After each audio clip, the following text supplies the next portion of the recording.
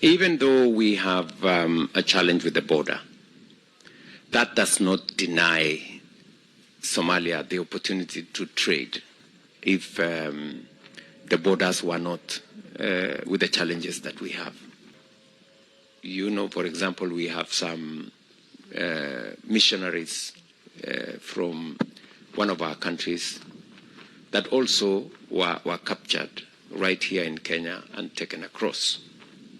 So we are using all channels available, diplomatic channels,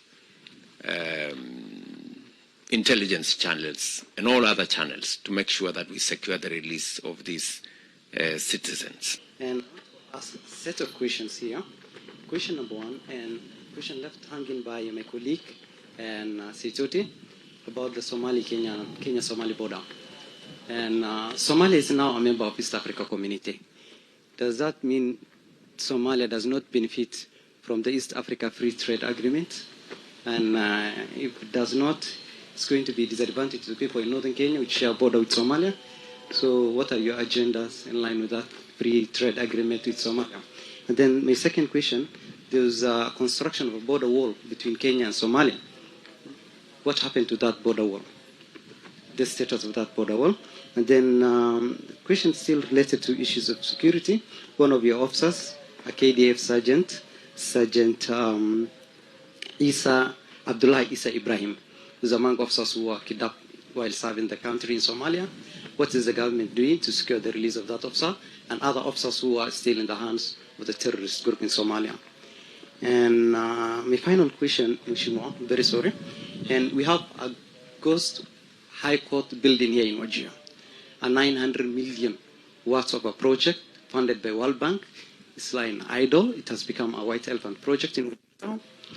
Apparently, the judge who has been posted to this town is using a small makeshift room at the court building here in Wajir. It's ironical, but the facility is lying idle. What is your government doing to revive such project which will have served the people in northern Kenya? Thank you.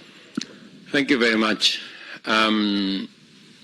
Even though we have a challenge with the border, that does not deny Somalia the opportunity to trade with the rest of the region. The trade between us and Somalia would be a lot more, but now it's forced to be trade that does not necessarily use our borders. But there is trade that is continuing. We have so much happening by freight. We have so much happening by alternative means, by sea and other avenues that continues to facilitate trade between Somalia and the East African community. So it would, of course, have been a lot different if the borders were not with the challenges that we have.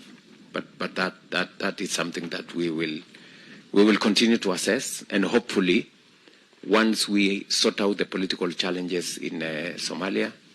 I was just briefed today by the Somali ambassador that President Hassan Sheikh will be coming to Kenya for the Ocean Summit early this month, and it will give me and him an opportunity to explore opportunities of what we can do together to see to it that we solve some of the challenges that exist with our borders and with our region. On the High Court facility, we have just approved as Cabinet a facility for the judiciary to be able to expand some of their facilities across Kenya. It is a constitutional requirement that every part of Kenya must have requisite infrastructure for justice to be dispensed.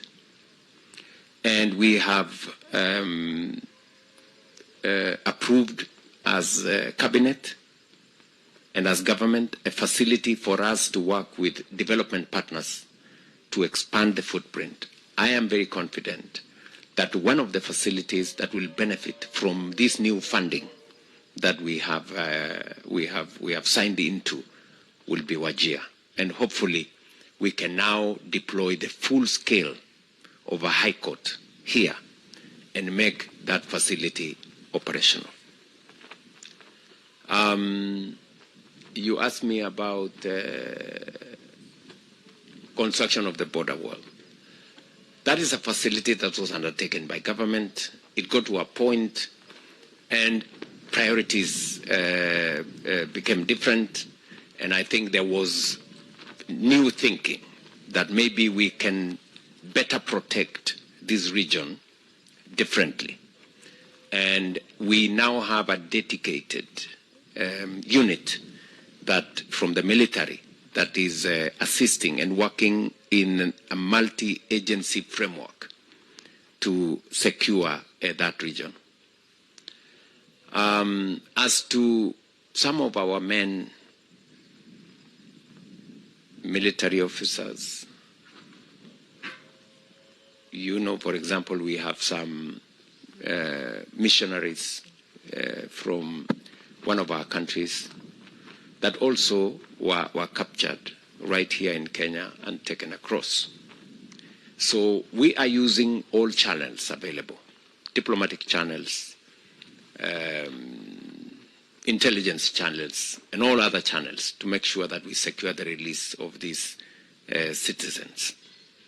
And we will continue to work with the international community. We will continue to work with the government in Somalia and all other actors, and with the support of friends from across the globe, the United States and others, to help, diplomatically secure the release of these citizens, some of them citizens of other countries that were caught up in these challenges. So we will continue to explore opportunities. There are some that we have secured their release. There are some that we are still pursuing channels for their release. And we will continue to work with everybody to achieve that.